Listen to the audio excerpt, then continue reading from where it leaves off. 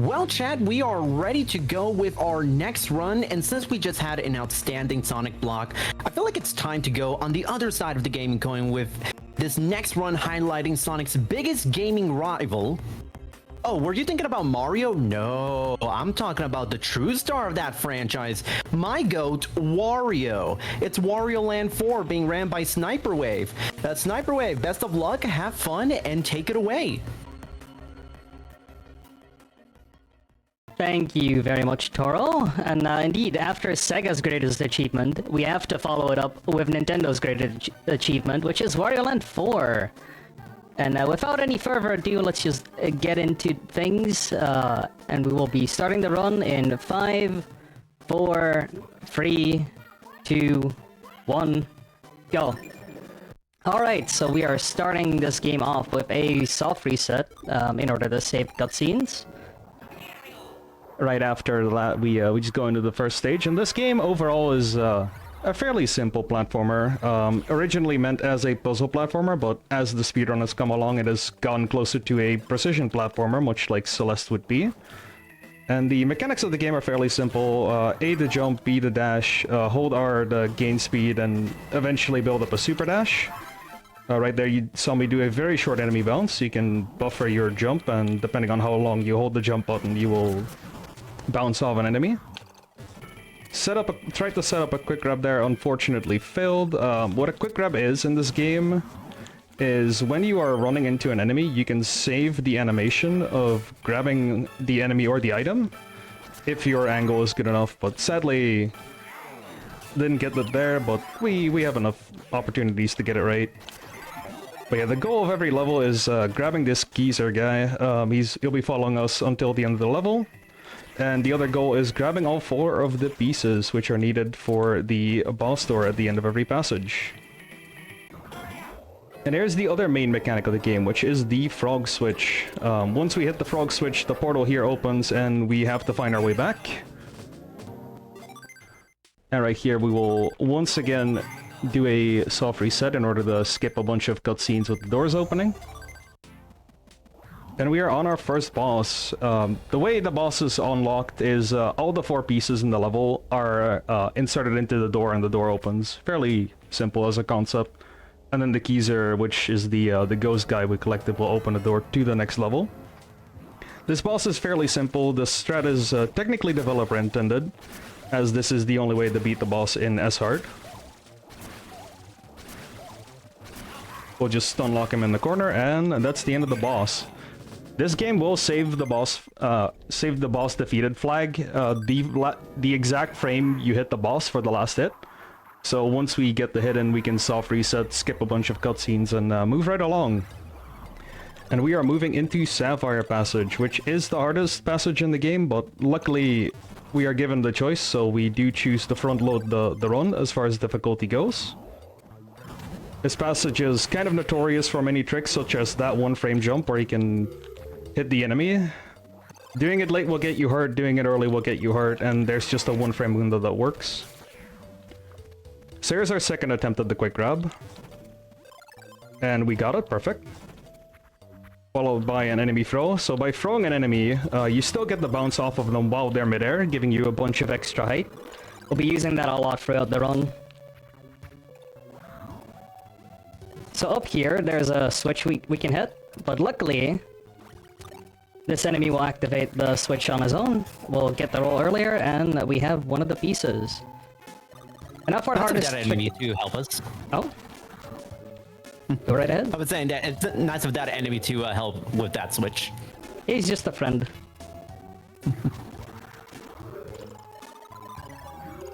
That pole trick is deceptively hard. You want to build up perfect speed in order to get a window where you can jump through those boxes directly. Sadly didn't get it, but oh well. So here's our Keezer for this level, and this ghost here will go after your Keezer. We don't know if he is just trying to find friends to hang out with, but that is what I would like to believe. He also steals your coins, but that's not super relevant for this category. He can keep it. Speaking of money, if you have any time for... If you have any donations, now would be the time. Well, for anybody that is wondering about their donations and seeing, as I mentioned earlier, that we're only $26 away from meeting that Grace Counter GM extra stage incentive, well, I have a little bit of good news for anyone that is outside of Canada and wondering, is $26 might be a little bit too much. So, if you live outside of the United States, outside of Canada, well, because Little Warriors is a Canadian-based charity, all the donations are processed in Canadian dollars. So if you're like me, living in the US, all it takes to meet that incentive is my my math is not great right now, but it is certainly less than $26. So if you're curious how much it would take to meet that incentive, just type !rate in chat to see a recent exchange of US dollars and British pounds, and see if we can meet that Grace Counter GM extra stage incentive. We are very, very close to getting to that run, so not much time there. All right, thank you very much, Tor Knight. So up next we have Arabian Night, obviously themed after the story of the same name. Or well, at least one of the 1001. This level is fairly simple. We have our greatest enemy in the game, Furniture, that being these carpets. So these carpets operate pretty weirdly. There's a slight window where the jump on them just doesn't work, and their horizontal momentum also is a bit delayed compared to Wario's, meaning they're a bit tough to control. But once you get the hang of it, it's pretty alright. So these tubes transform the enemies up top here. We do need those in order to access our Keyser. And for that, we gotta transform them into a bee, go into the bat pipe, and then fly our way through. And we obtain our Keyser. Up next is one of the weirdest tricks in the run, so we'll be trying the focused up. But essentially what we're trying to do is we're going to set up a mid-air jump with an enemy and do a crouch jump on top of it to skip a small gap in the wall. Alright, got it. First try, wow. That trick is deceptively difficult to get. There's also a different setup that's slightly faster, but it's runner preference for me to not go for it.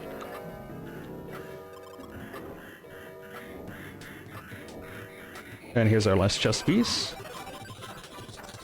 Yeah, swimming in this game is interesting. The fastest way to swim is actually not to mash, but to rhythmically tap, which is pretty unique. It really does create a bit of an interesting dynamic. There's also a super swim, which happens if you press your second swim input exactly 2 frames after your last one, and that lets you go really fast in a diagonal manner. It's really not RTA viable, but sometimes it happens on accident, and it's a bit tough. And speaking of tough, this screen here is very notorious in this game. There we go. You're trying to skip this lava fall, you do need a setup with perfect speed. It doesn't really matter, except that your health states might turn out to be a bit awkward later. Wait, this level is one of the few that actually really cares about your health management. We're trying to stay at 4 hearts the moment we enter the next screen. Sadly did not get there, but that's alright, we have backups for everything. So you could set up a damage boost on this lava geyser. Sadly do not have the health states to do so, but we can still do so on the way back. Try to turn around in order to damage boost to the other side, and we're gonna try again here. If I would have hit that, I would have been able to instantly enter the door, as the lava would still be covering Wario. And this level's theme is when hell freezes over, but personified. We went from fire to ice, and ice physics in this game do exist. However, releasing R makes it so you don't really slide, and we can get around the main issue.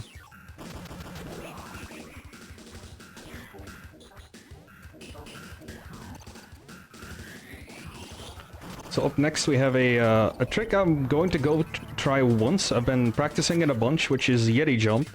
There's a pretty tricky setup with this Yeti where we bounce off of the enemy midair. This Yeti is different than other enemies as it is a heavier class, meaning that the setup for the jump is a lot tougher. But we got a first try, so we're just the greatest gamer on the planet today. I couldn't agree more. Yeah, absolutely. Actually, that's a lie. The greatest gamer is on the Japanese restream. It's Heightseek72, the number 2 runner of this game. Very phenomenal player in their own right. Very consistent player as well. Yeah, and shout out to the Japanese Restream, as you said, a channel dedicated to restreaming RTA events such as GDQ and RPG LB in Japanese. So if you want to view their coverage of this event, you can go to twitch.tv/Japanese_restream or typing !Restream in chat. Again, shout outs to the Japanese Restream team there. Absolute blessing to have them around. So this level, if you've played this casually, you might be unfamiliar with this route, but we're basically doing the level in reverse. Doing that enemy bounce allows us to go up the emergency stairs, which usually only take in the exit, but this reroute ended up saving 7 seconds, and guess what we speedrunners like to do? We do in fact like to go fast.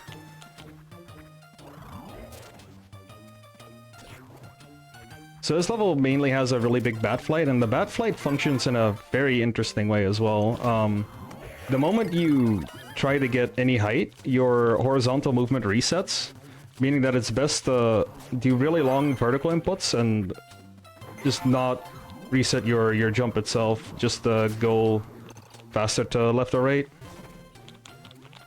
So another enemy jump here. This enemy is on the super heavy class, meaning that if we do a charge throw, it is nearly guaranteed to hit an enemy bounce off of them. And this will be our first instance of Zombie Wario, which lets you go through the tiles into the light, which I don't know how light resets you from a zombie to a human, but hey, here we are. It does let us go down to floor 303, back into 304, to 104, and we are on the ground floor again. All we need to do is dodge 2 enemies. And we are into our next boss. And that boss is, in my opinion, the greatest sprite on the GBA library. Absolutely lovely fellow. His name is Catbat. Notoriously difficult boss. The task strat last year has been proven to be possible RTA, so I will also be going for it in this run. And I will need some quiet time, so I am going to focus up for a bit.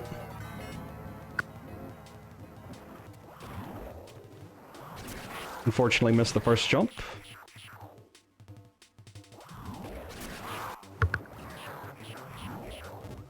Very unfortunate. This boss is really interesting. So what we try to do is get a sequence of jumps that let us hit him before he starts his first attack. And then we chain a double hit using the wave.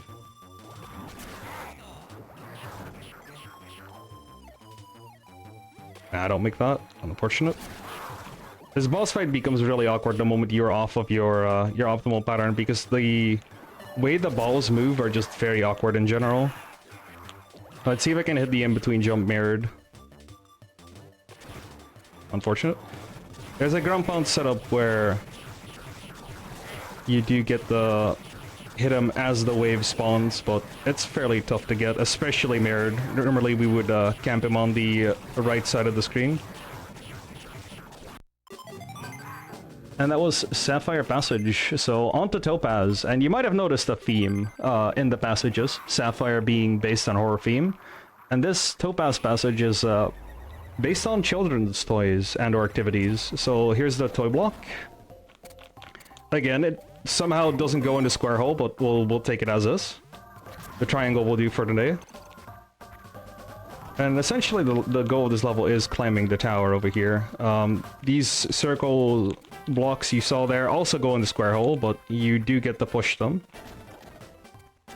by dashing into them with your B dash or R dash. I don't think we do use them in this category at all. I know hard and S hard, which are other categories, again ran by Japanese restream commentator Heightseek.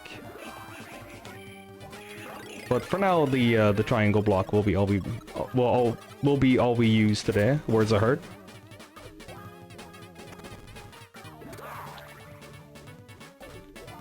So yeah, one more non-square hole insertion.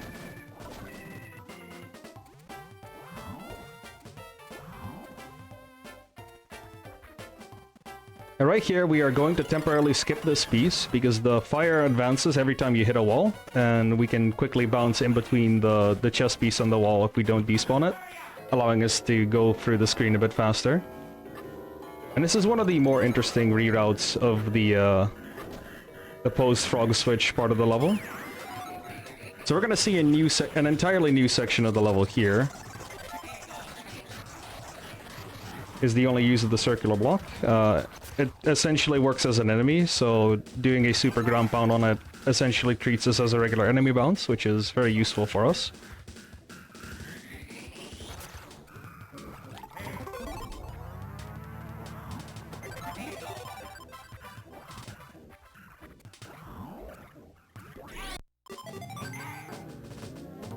And on the theme of children's toys, up next is my favorite level in the game. It's the big board.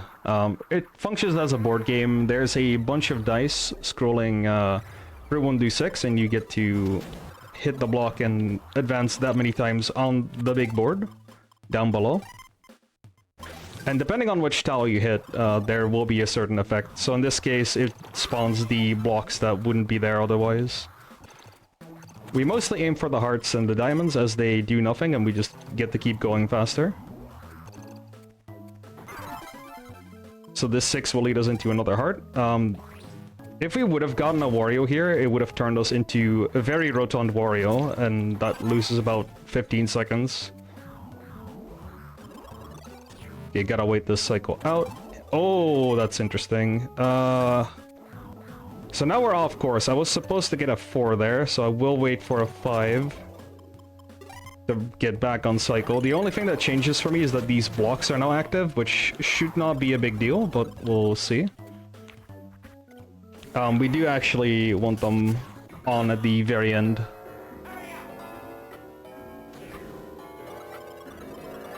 Alright, so this is the special fold of this edition, which is a permanent board you get to cycle through. And what we do here is we buffer the jump by doing a ground pound, giving us just enough time to get the same number twice in a row. I'm gonna go for double 5 here in order to reset the platforms there and just get them back on cycle.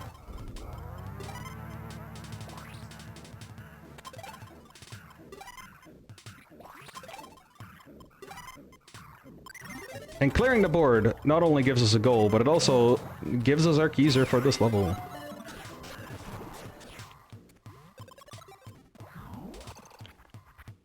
And the blocks are off, which is exactly what we want. It takes a bit of skill to route the board out itself, but knowing the backups is actually a lot harder. The memory of the board does come with time though, luckily. There's our last chest. This entire level just kind of gives me vibes of one of those like gimmick stages from Mario Party where you have to. It really does. You have to do quite a lot, yes, in order to get to the goal. Yeah, my favorite thing about that level is the Lego trees and flowers in the background. It's such a cute detail.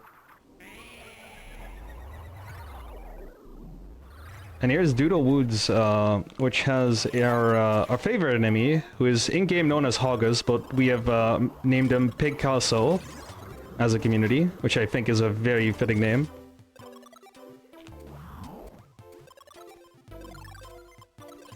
He spawns 2 enemies in a pattern. First is the spiny snail, and after that is an airplane type enemy that just sails back down.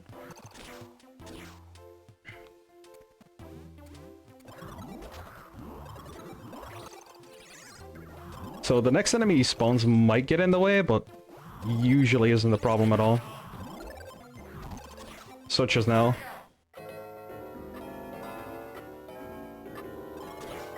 And our keyser's right here, very free. So to explain hard and S-hard mode, not that much changes. The only thing that in the game that really changes is the position of the chests, the position of the diamonds, which we won't be seeing many of, the position of the CD, which we might get a few of, and the timer but for the level itself as you're escaping.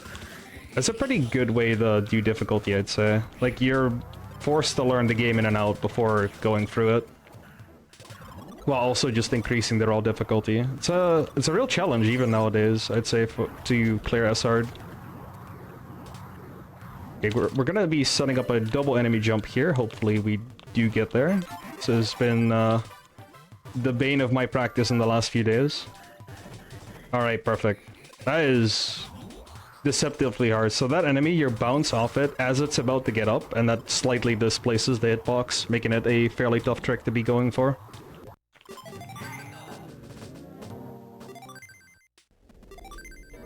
Alright, here's my, one of my favorite casual levels and my least favorite level in the speedrun. This is Domino Roll. The goal of this level is racing the dominoes to a certain goal. Now luckily, as speedrunners, we're pretty used to racing. However, the greatest enemy is time, and while the dominoes might not pose a threat, your past self does.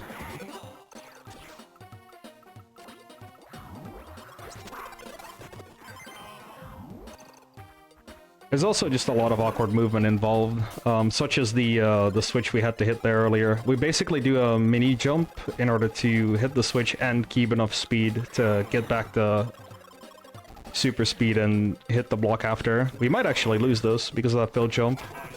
That's rough. That will get in our way, but it isn't that big of a problem. That health loss is... So this is one of the 2 levels where health actually matters. Luckily, there is a very easy backup part, but we are going to be doing damage boosts during the escape, which will set our HP back to 1 at the end. So being 1 behind does create some problems.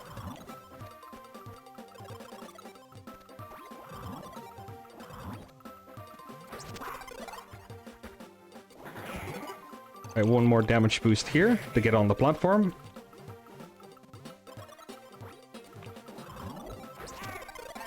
And this unlocks the CD, which we are not going to grab because we're going to use the box as a platform.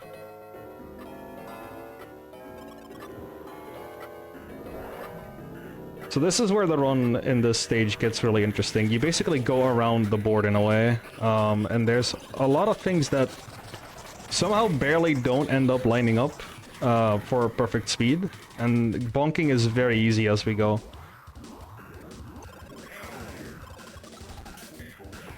Such as this chest, we do have to do a slight release in order to make it over the platform cleanly. We are going to damage boost through these spikes here as well. Go back up.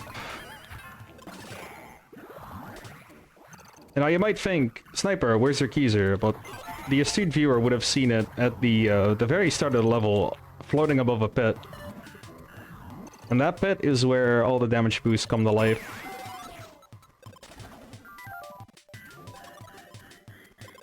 I will play this safe though, as losing all your health does in fact reset the entire level, and doing this entire thing over again does not sound like the best of ideas. So I'll be taking it slightly slower here. I say being at 1 HP like usual.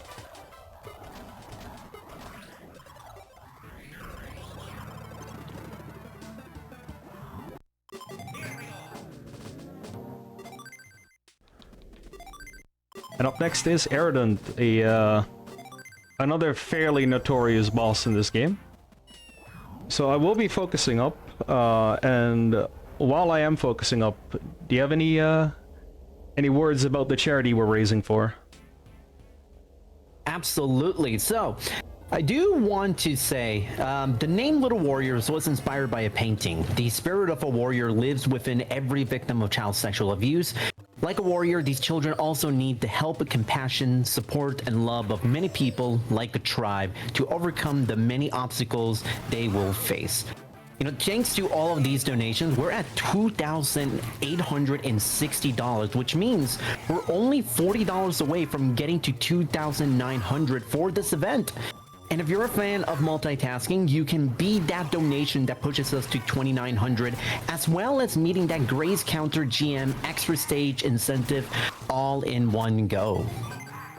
Alright, thank you very much.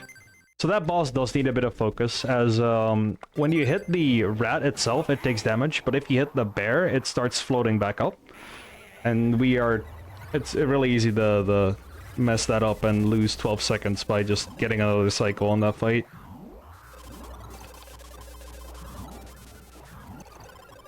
So these cogwheels are the specialty of this level, as well as these crushers here. These work in an interesting way. There's a slight delay before they actually do move. So if you perfectly buffer your jump, you do not get a jump off of these wheels at the end of, or like as you land on them. A fairly simple stage overall. Very creepy background as well, with the giant robot in the back. We're already at this switch. The way back on this level is pretty interesting. There's a lot of extra conveyor belts we have to work with, including this one. But if we have full speed and jump at the very end of it, we do always grab the geyser, which is nice. And we're going to set up a cycle for these crushers here, using the enemy. We'll go down and we go into one of the weirdest rooms in the game. So depending on how you run up to the last two cogwheels, they will change the cycle and when you need to jump, and that can create some pretty hilarious moments, if you will.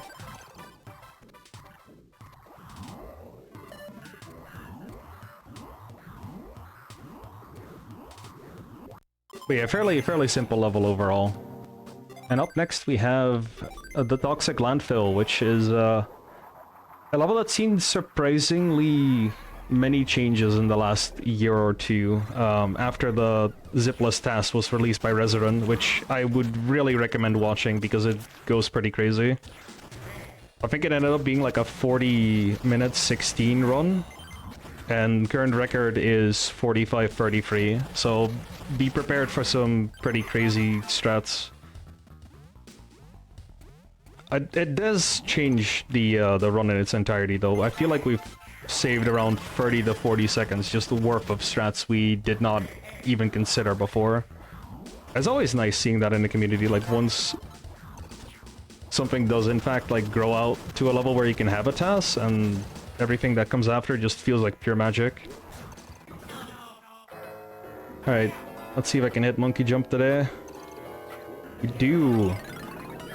So you can barely jump between the monkey and the platform above, and that lets him throw the apple directly. If you jump too high or too low, you bonk into the monkey, and you'll just have to wait for it to get back up. But getting it's always worth, and it definitely is the best find in this stage so far, just in general, I want to say.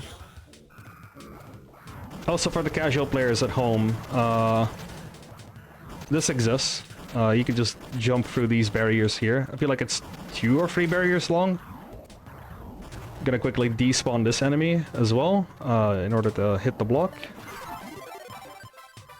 And much like bees, Wario is also allergic to arrows, making him float up in the air by just being swollen. Don't ask me how that works. No, I can confirm it. I'm allergic to cinnamon, and every time I consume cinnamon by accident, I also blow up and float in the air. Yeah, I do have the swelling part with pineapple, but not the floating part. Maybe you should test that. Yeah. I probably don't recommend. Yeah, maybe not. Testing stuff with allergies. Yeah, maybe not.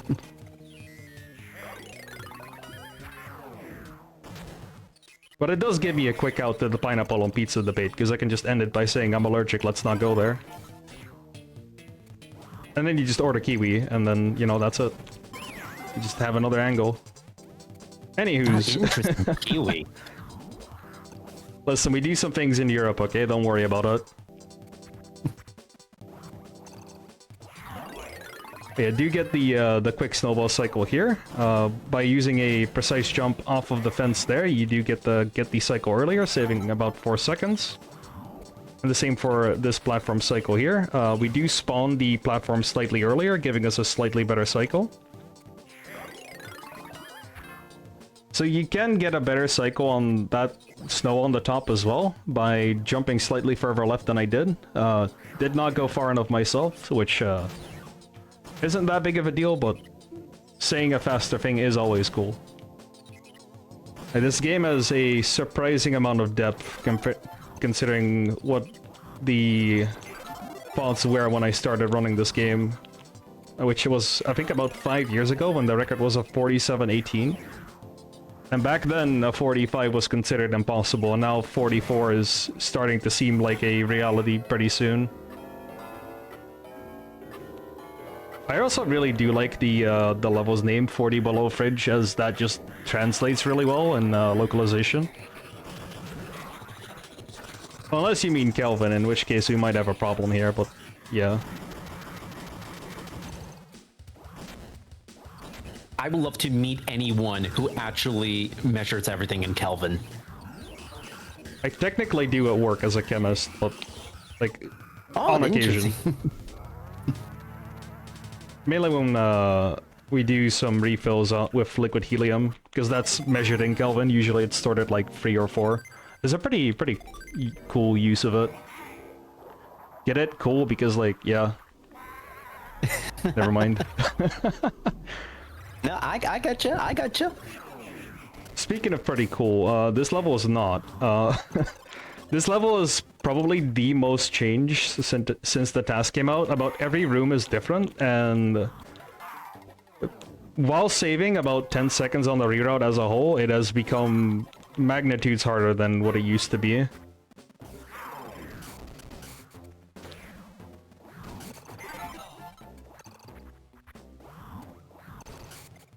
Okay, that is going to cost me the half cycle, that's fine. Oh. This screen specifically is like extra bad because of the verticality. You can easily lose up to 10 seconds by just dropping the ball. Which, yes, pun intended.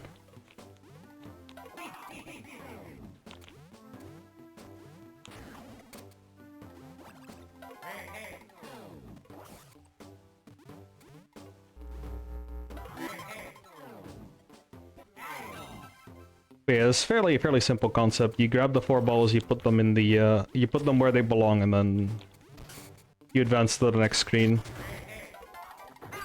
So this one's pretty interesting. We do want to bounce on this monkey, otherwise it does hit us with an apple on the platform. This is one of the more creative levels in the game as well, I'd say. Like, it really tries using every mechanic in order to solve a puzzle. Very cool application of the ground pounds as well. And this is a really big reroute, actually. So we used to do this in a counterclockwise way. However, we used to do the one on the far right first. This reroute does make it a lot harder, but it does save time, and saving time is good.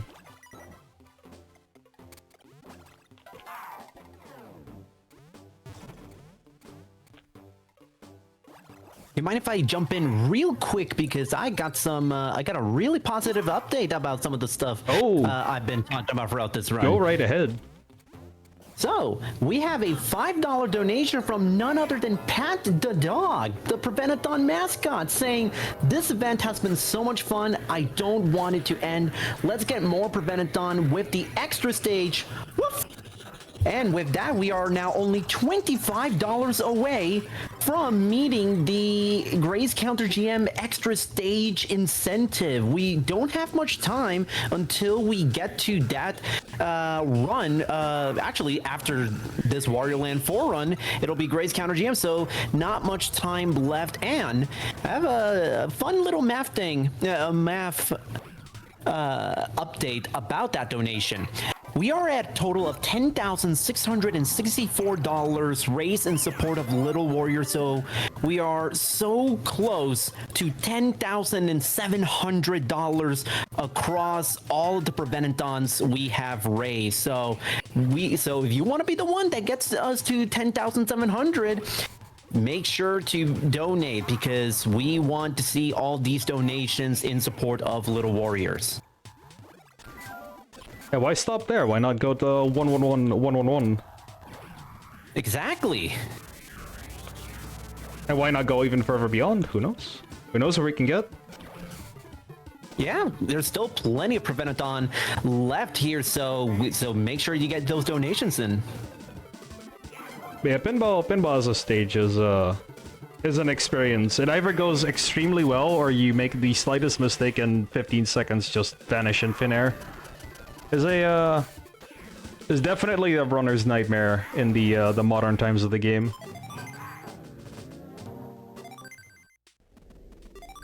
Up next, we have a bit of respite with the boss coming up in Cuckoo Condor. There is a task threat we don't do, which juggles eggs on the left side.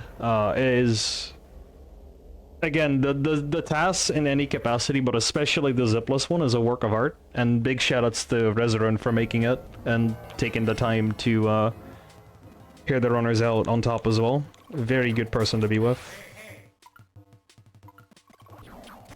This fight's fairly simple. Clock arm goes down, you hit the arm, and then we wait until phase 2. It's kind of weird in this game. Like, all these bosses are very punishing, and then this boss is just incredibly chill to be playing. However, there is a bit of tech. We can essentially juggle these 2 eggs back to back to save some time on animations. This should be double left. Perfect.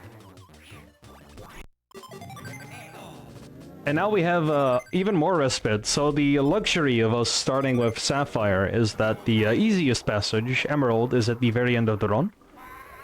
And it really always does feel good to just be able to chill for 3 minutes, get your head in the game if you're on good pace. It's just a really nice run to be doing.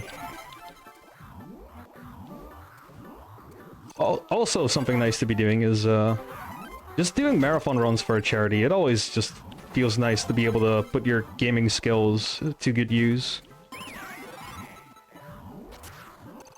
I couldn't agree more. And speaking of runs, minor correction from myself. I said Gray's Counter GM was next. Actually, it's Dreams of Aether, and then we got Gray's Counter GM. But the sentiment of what I said earlier still stands. Not much time left until we get to that point. So let's see if we can get those $25 in. Only 25 to get to that extra stage incentive.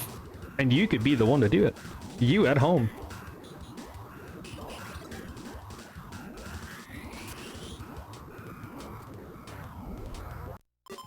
But yeah, this is quite the level. It's very simple. It's just go back and forth. I feel like the developers intended you to go counterclockwise in this game. However, having the choice is always nice. I really appreciate that, just in general for games.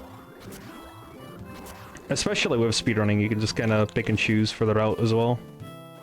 So small enemy bounce here to skip a bunch of platforming. There is an enemy bounce here as well, but it is essentially task only to save time, unfortunately. And more swimming, and this is the first time we see currents. Well, we see them actually be relevant, I guess. This is a bit of a water puzzle, but... and for us it really doesn't matter as much. And I think what I really like about this game is the art style. Like, it has four very distinct zones, and it almost feels like a flex from the developer team, just to get how much they could get in this game, like both artistically with sound and animations in general. I was going to set up for an enemy bounce there. If you don't line it up, there's just no second chances, and you just have to go around and climb. And what you were saying just a second ago, again, for the viewers who are watching, mind you, this is all done on the game. This game was done on the Game Boy Advance, so the fact that they were able to fit all this wonderful art and music and everything about this game on a Game Boy Advance is nothing short of impressive. It's essentially a release title too. Like, this is one of the earlier releases on the system too. Truly the greatest achievement, if you will. Wait, here's the... that's why I called Wario my goat. He really is. Funnily enough, I don't think this is my favorite game in the series, but it is my favorite speed game in the series. I really love Wario Land 3 as is. Just the puzzling aspect is something that I really do enjoy as well. Very different games. They're both puzzle platformers, but Wario Land 3 is the puzzle and this is the platformer. So here's the only swimming section that really matters in this game. We're just going to swim past some bubbles. If you do get bubbles, you get stuck and you float all the way back up. Your bubble breaks, and then you get to go freely.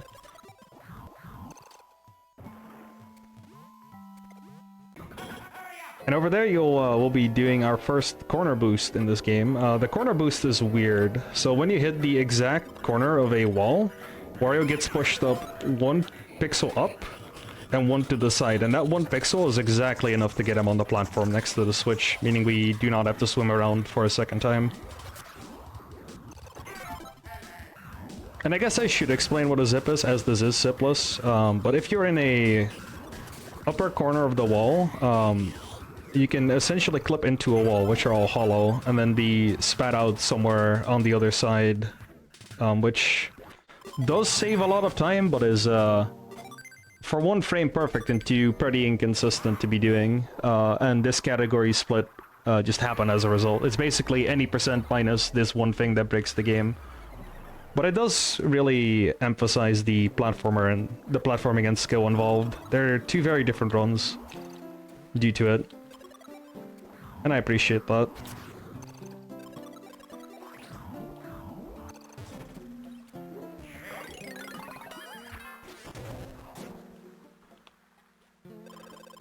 So yeah, this is the first time we see Rotund Wario. He's eaten a singular apple and has become pretty large.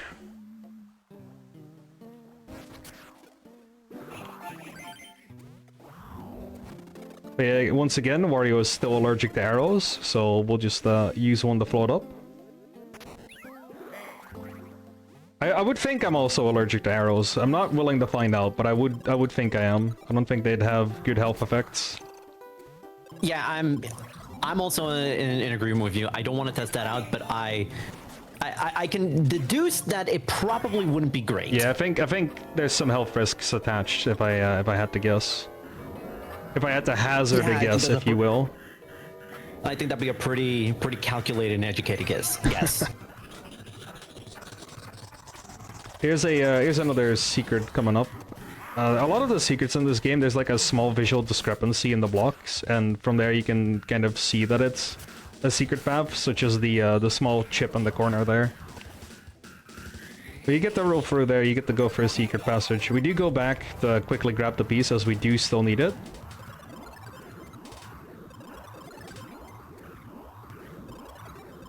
And then we'll grab our Keyser at the very end. Well, at the very end and the very beginning. They're the same thing, really.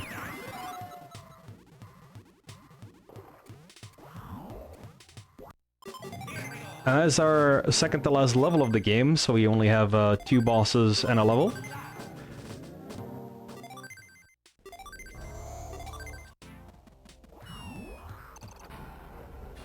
Also, nice little shout out to Mr. Game & Watch with the store there. It's a pretty neat throwback. Somehow happened twice in 2001 with the Game & Watch throwback, with like both Melee and this game having it. Oh yeah, that's right. This game was kind of right around that period, huh? Yep, both 2001.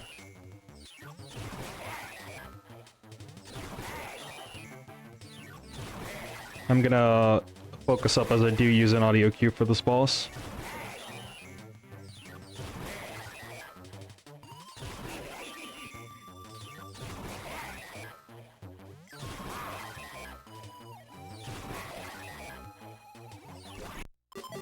Really good practice. But yeah, all we have left is the pyramid itself. So by clearing all the 4 bosses, the golden pyramid opens up, and we get to go into the more interesting level of the game, which is Golden Passage, and that instantaneously starts a cooldown. There is unused music for this level, but you just, yeah. Well, unused, sort of. You do get to hear it if you use any hack to skip the switch there. Has the same leitmotif as the escape sequence music. Oh yeah, I should probably mention that Salmon Wario is also a transformation. You can kind of just swim upstream. That's base kit though.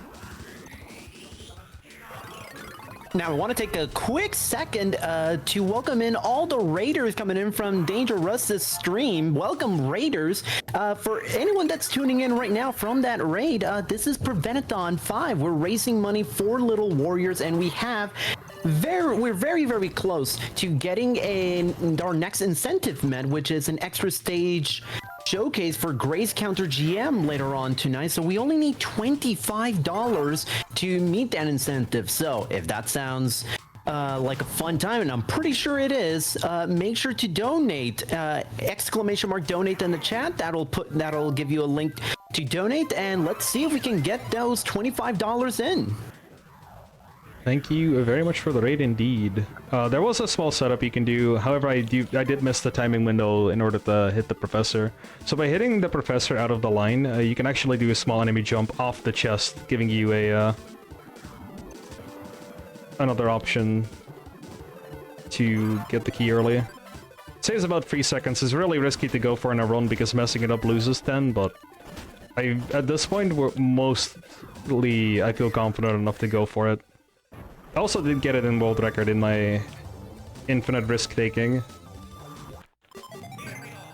And now there's only one obstacle left, which is the Golden Diva. And as far as the task goes, and with impacting things, it really didn't impact this boss, but a new RTA strat has spawned in the meantime, which I feel like took me around, what, like 15 to 20 hours to properly get a good setup for. Oh my goodness. Yeah, don't worry about it.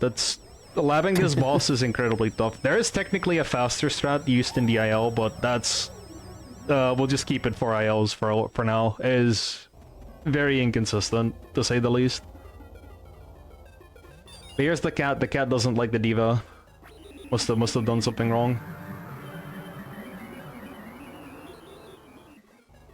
Yeah, this boss has a few phases to it, starting with the mask phase, arguably the worst phase of the fight. And while I focus up, how about you do one last shout out to the charity we are raising money for? Absolutely. So we appreciate every donation towards Little Warriors, but we also appreciate spreading the word of this worthy cause. So if you're on social media, you can also help out by sharing our social media posts and getting the word out about this event and Little Warriors. Type exclamation mark socials in chat to get links to Prevent-A-Thon's social media. So it's not just with donating that will help out in Little Warriors' mission. Just getting the word out is already doing a lot of good for this wonderful charity. Thank you so much.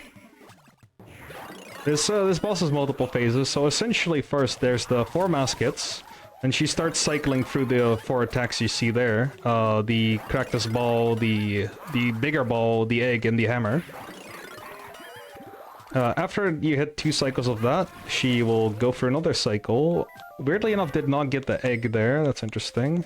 I think we're still fine though. Okay, perfect. But yeah, essentially you do want to chain the hammer and the cactus ball in order to hit her twice in a row. And time coming up. Time. Yeah, I don't know, the timing happens at the end of the lips. There's just so much going on in this fight. Sorry to Tech for the late heads up. No worries, GG's nonetheless. But, yeah, this game's pretty tough. If it wasn't clear. But still a respectable time, I'd say, though. Any sub 48's pretty strong.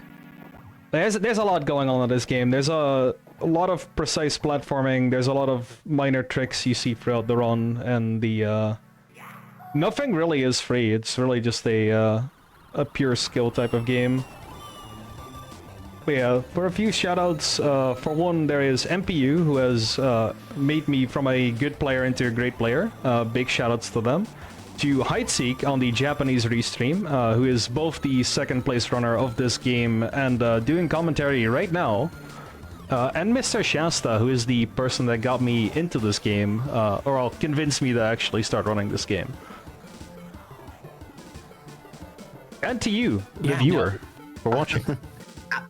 Absolutely, couldn't agree with you more. Any final words before you sign off? I am good to go. All right, Chad, give it one more time for Sniper Wave. A fantastic run of Wario Land 4. And guess what? We got some more wonderful runs after this. So don't go and leave stream just yet. We got some fantastic runs still left to go here at Prevent-A-Thon 5. But in the meantime, while we take a quick break, make sure to stretch your legs, refresh on snacks, on anything you need to ensure that you can enjoy Prevent-A-Thon 5